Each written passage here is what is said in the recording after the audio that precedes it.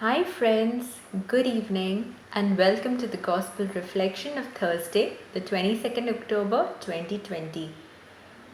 Before we begin, we shall sign ourselves, call upon Jesus and the Holy Spirit to give us the grace to allow the Word to transform our hearts.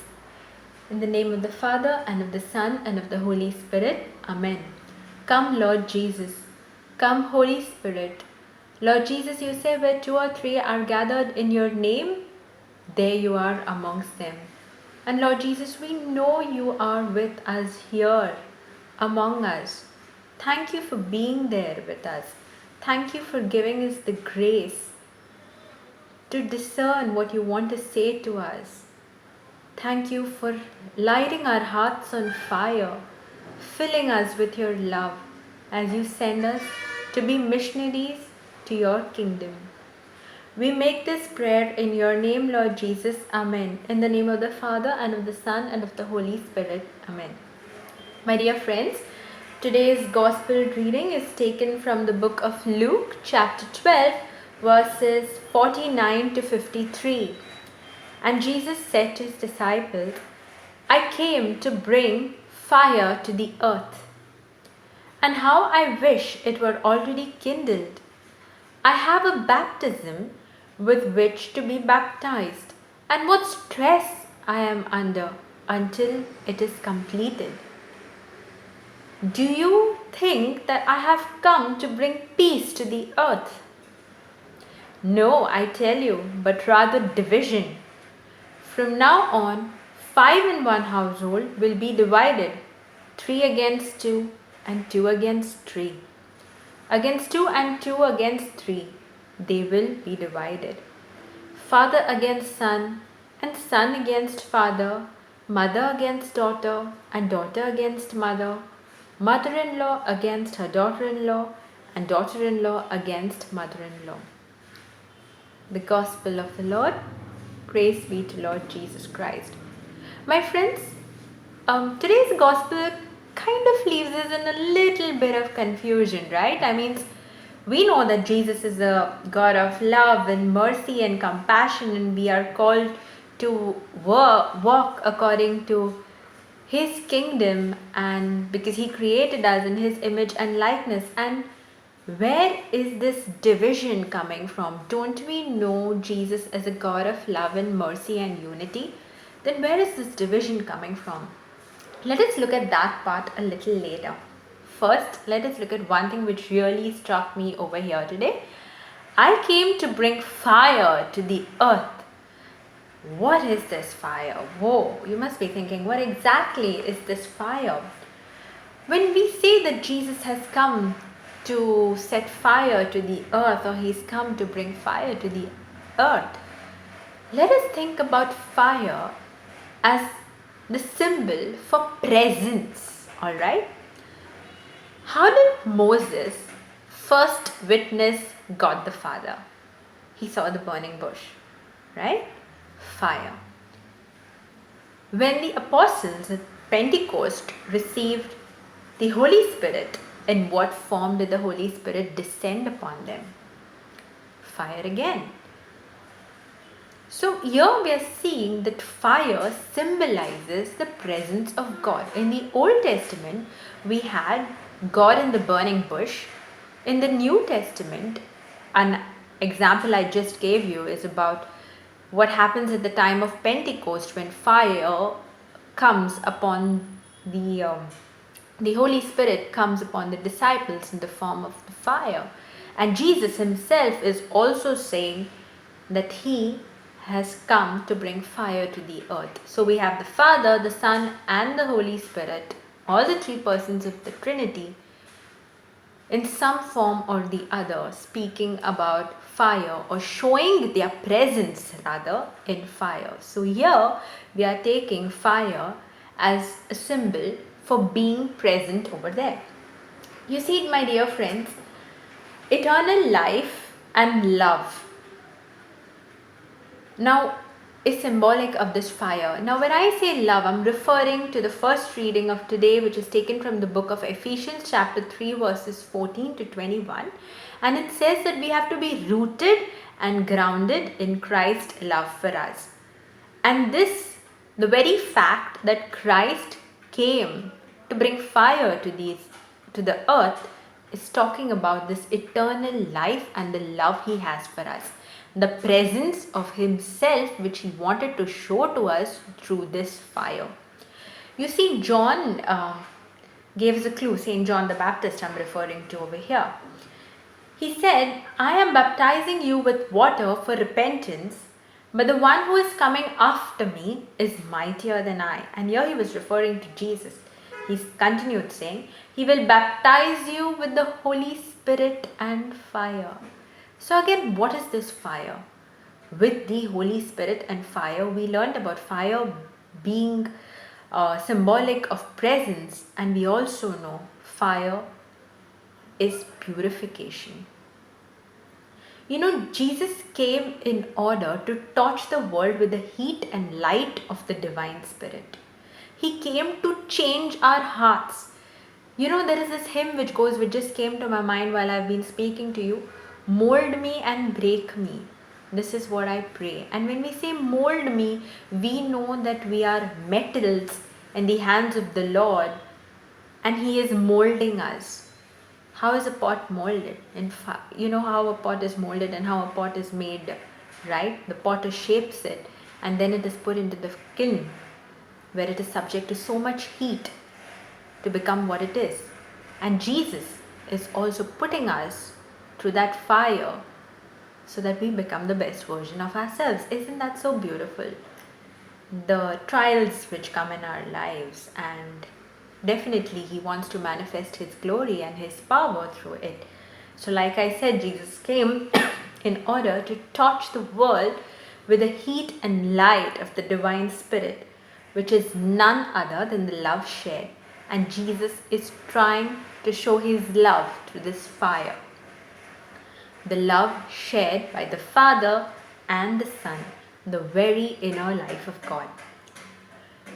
So the very fact that Jesus is bringing forth the Holy Spirit and this fire to bring about a difference in our lives, to mold us and make him in his image and likeness, continually sending us to be missionaries and witnesses in his name, we are obligated, my dear brothers and sisters, we are obligated, my friends, to be a conduit of holiness.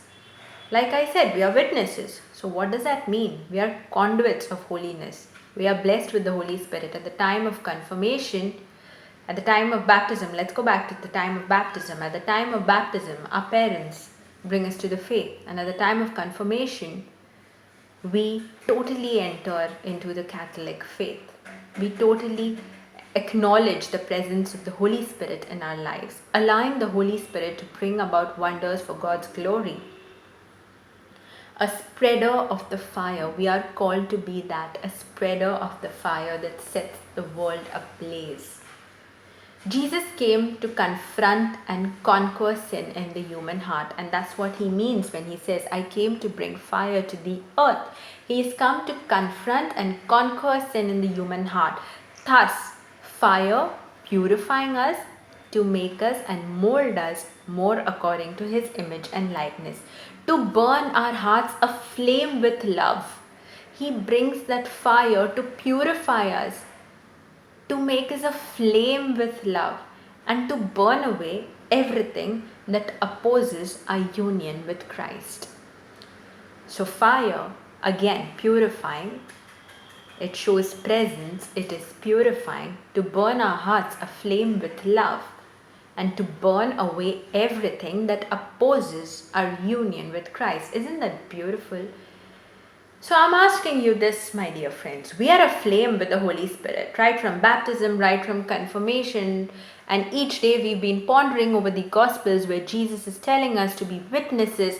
He's telling us to be vigilant. He's telling us to be ready. He's telling us to don the garments of love and peace and forgiveness and mercy and compassion. And he's telling us to go about and spread his kingdom. He has set our hearts on fire. And I want to ask you this, how can you be that light? You know, God has set that flame of love in your hearts. And how can you go about being that light? How can you be passionate about what God put in your heart? Yesterday, when I was sharing the gospel with you, I shared from a very personal experience about how passions and talents are put in our heart by Jesus, and we hone those skills. Like, for example, I gave you my very own example, saying that the passion for reading was put into my heart by Jesus Himself.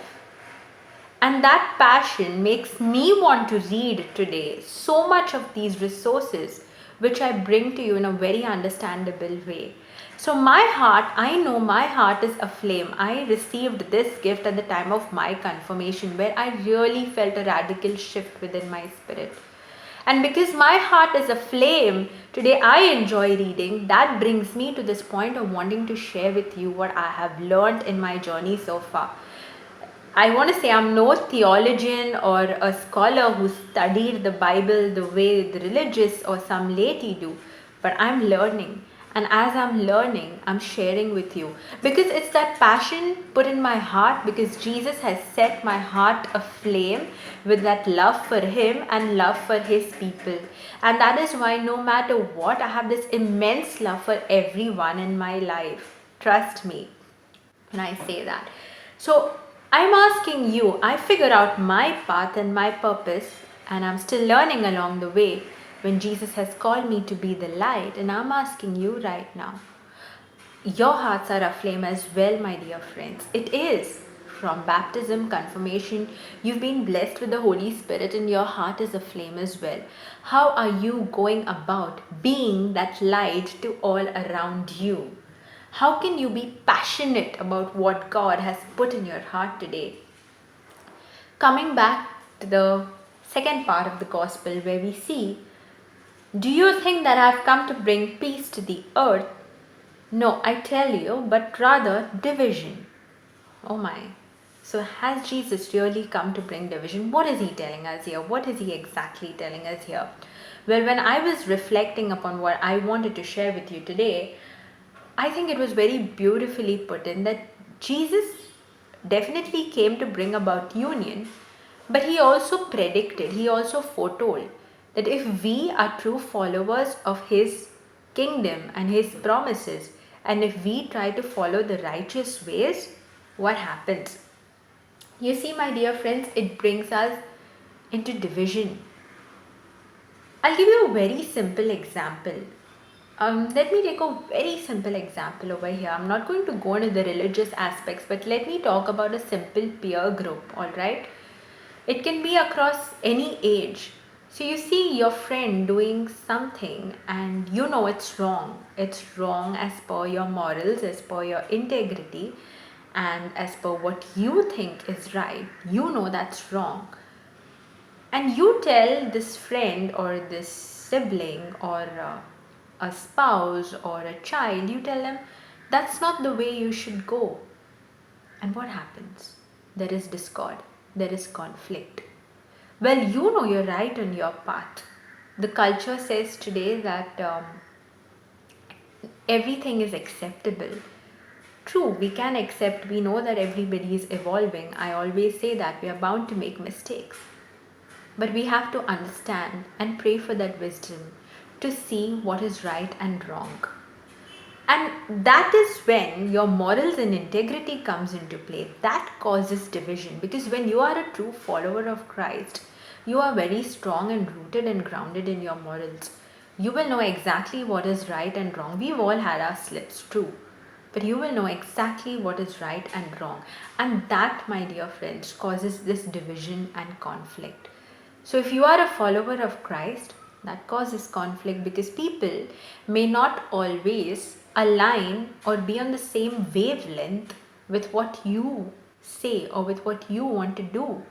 Like, for example, you know taking a certain step is wrong and you try to tell somebody about it, but no, it will just result in discord and conflict. Why? Because you are following the righteous path. And don't give up if somebody thinks or some conflict happens because you've been doing good. don't give up on praying or sticking to your path of what you truly believe in. So Jesus at that point of time predicted to what would happen to his disciples. The more they were rooted in him, the more they would be persecuted. And that's why when we read about the lives of saints and the apostles in the early Catholic Church, if you read the Acts of the Apostles, you know how brutally they were tortured, they were martyred, all for God's greater glory. So whenever you feel that you're in conflict because of your morals and integrity and what you believe in, rooted in Christ, believe in yourself that you're doing it for God's greater glory and for nothing else. So you see, Jesus brought division. It means that he can bring us into confrontation with others, even with our closest and dearest ones. We have to pray at that time for wisdom to deal with situations when beliefs lead us to differences. Like I believe in something and you might believe in something else, and that would lead us to differences. Some accept it, some don't. But we have to pray for unity because the gospel always is encouraging us to evolve, encouraging us to be a new creation in Christ. When you're passionate about something, when you have your morals grounded, it's natural that it could lead to discord because somebody might get angry on you for doing the right thing. But you have to stay put on your decision. You have to confront injustice when it comes to you. You have to stand up for what is right. Right? And on this note, I want to end by quoting Saint Pope John Paul II, whose feast we celebrate today. We've pondered so long over fire and what Jesus wants to tell us through it, that about his presence, about purification, and why this division comes up. And he's telling us to always stand up for the right, even though our nearest and dearest and closest ones may go away. And coming back to what Saint Pope John Paul II says, whose feast we celebrate today, he also happens to be one of my favorite saints because of the amazing work he has on love and responsibility, which is a book I'm reading currently, and also theology of the body. It's amazing and you should check it out as well. Well, I would want to end with this quote by Saint Pope John Paul II. I quote, "Do not be afraid to take a chance on peace, to teach peace, to live peace. Peace will be the last word of history." What does it mean? It just kind of sums up what we've heard. You stand firm in your morals. You stand rooted because you stand in peace, because that's what you will be remembered for. That's the legacy you will be leaving behind. And another quote I want to share from that one of my favorite books by Saint Pope John Paul II is this: "Fear gradually diminishes as love grows." Fear diminishes. So walk in faith. Go about doing your thing. Stand firm, stand grounded, stand rooted. Love will grow where you are planted. Love always wins, always. And I want to ask you this today before we end the reflection. Is your heart aflame with the Holy Spirit as you go about being witnesses to God's kingdom?